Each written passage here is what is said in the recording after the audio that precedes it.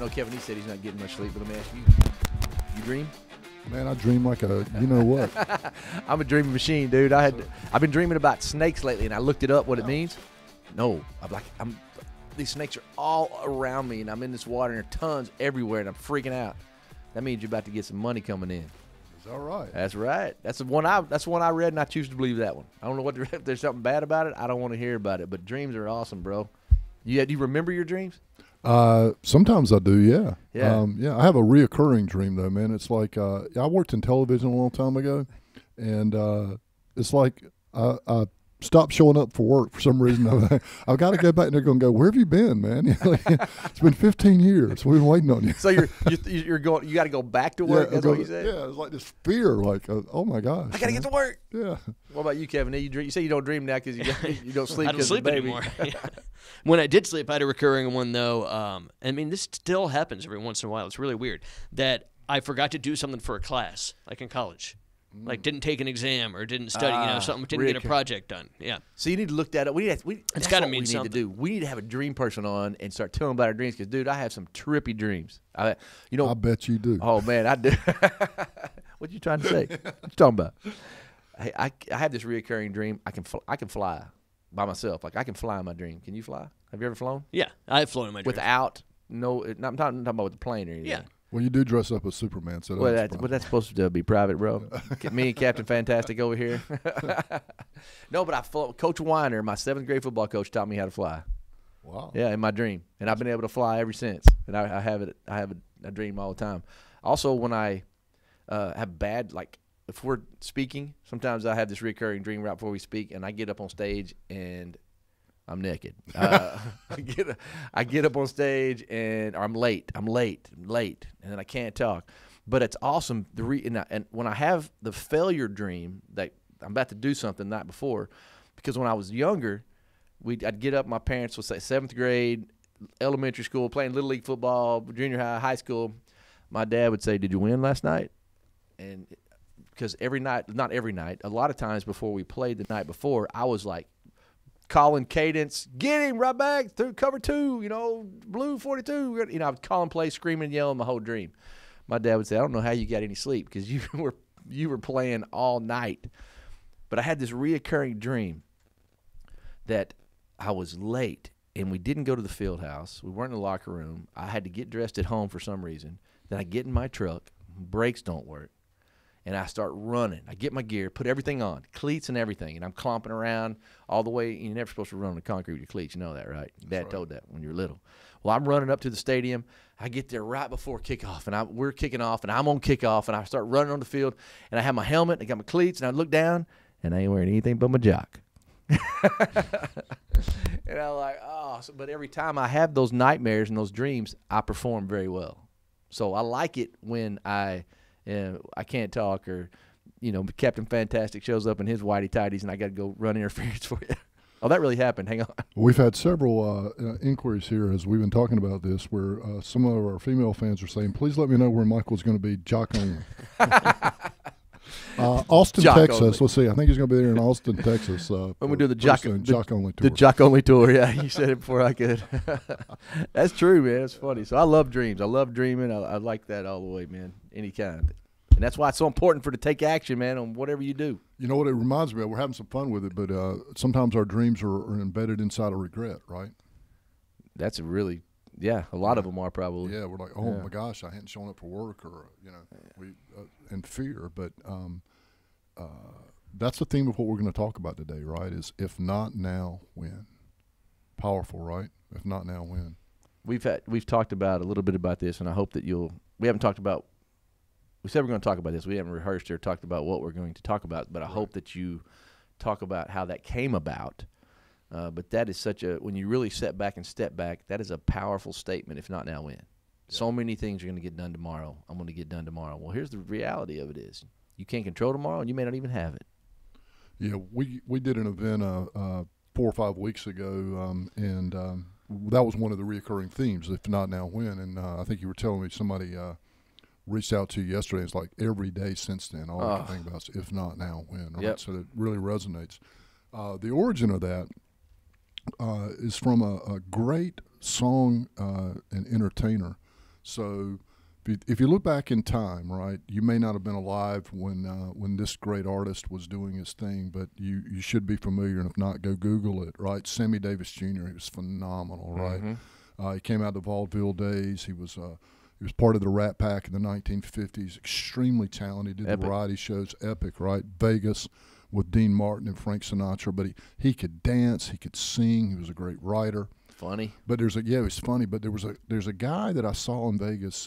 It's been a number of years ago, and still he's an international entertainer. His name is Clint Holmes, and he did a little take on Sammy Davis Jr. He could do Mr. Bojangles and all that. He's really, really talented in his own right. But it's his song. Clint Holmes wrote a song, "If Not Now, When," and it was designed around just that, man, regret and looking back. And we talk about that a lot. We talk about our own personal challenges and stuff when we talk about mindset of a champion, Michael, and the power of the fuel and the power of regret. So, man, if not now, what's your dream? What's your focus? What's that signature moment that God's given you that you have not shared with the world, right, Michael? I know that's just something that resonates close to you, man. I mean, you said so many good things right there, and I jotted some of them down. Signature moment. And you said that a few times as we've been speaking, and I know you've challenged people to say, what is your signature moment? What is it? Yours is your self-taught card is one of them. And we have multiple. We have more than one, right? But, and we get so busy being busy, and, and like your little girl pulled on your pant leg one time and said, "I'm born to win, Dad," or right. "Where's my Winnie to put?" You always get them these little trinkets because you weren't there. You had that regret of not being there for them. That's right.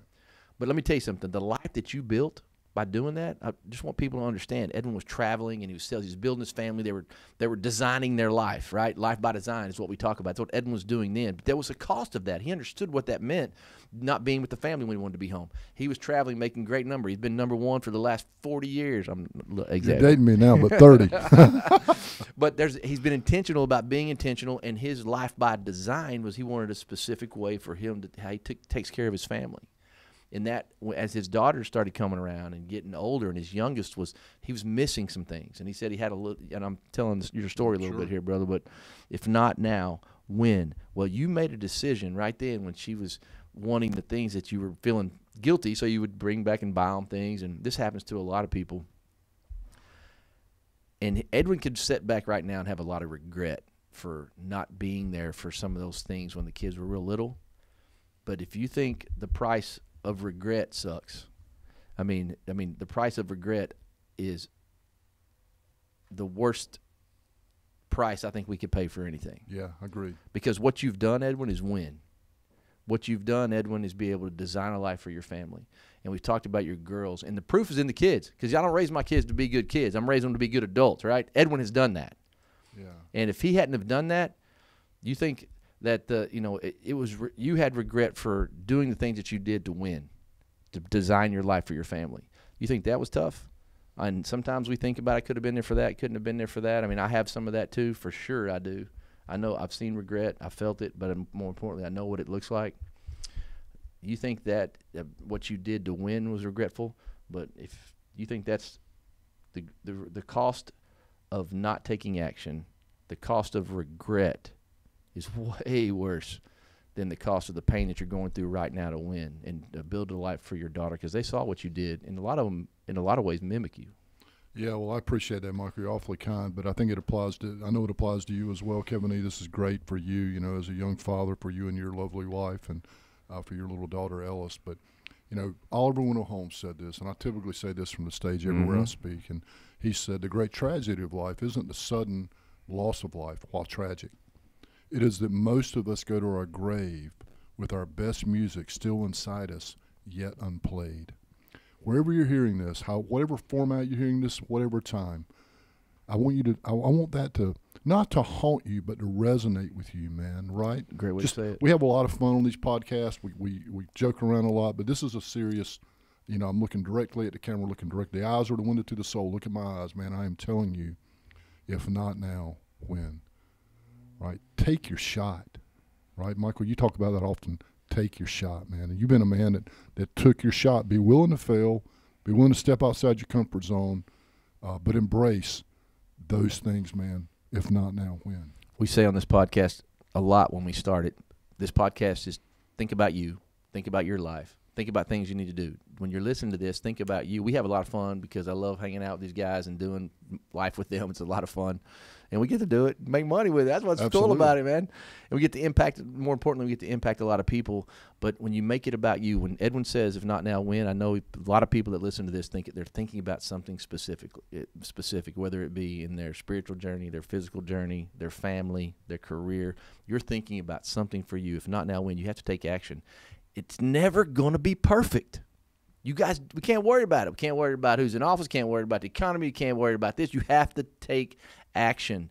And if not now, when? Because it can be over in a heartbeat, brother. Yep, that's right, man. It can be over in a heartbeat. So my plea to everybody is to, if you need help, ask for it.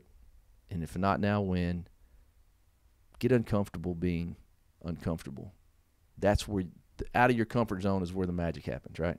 Yeah, you know, people binge Netflix. There's nothing wrong with that if that's what you want to do, man. But you should binge our podcast, right?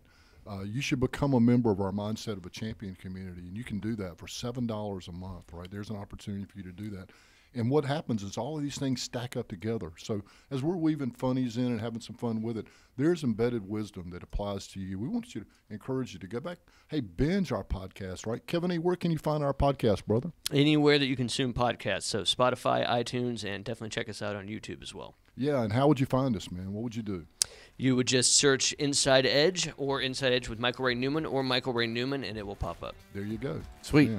Or KEPX will also pop up. Yeah. You can also find it that way. Yeah. YouTube too, man. We're on YouTube if you want to binge something that way too, man. Pour something in. Put the powerful, the positive into your life, and that's what you're going to get out. What you put in is exactly what you're going to go out, get out, right? That's exactly right. Garbage man. in, garbage out. Guys, thanks for stopping in today. Make it about you. And on your journey, if you can't think of anything else, and if you're feeling down, go do something nice for somebody else. That's how you'll start feeling better. It's called fake it till you make it sometimes, because people won't always remember what you say, but they'll always remember how you made them feel, guys. Appreciate you.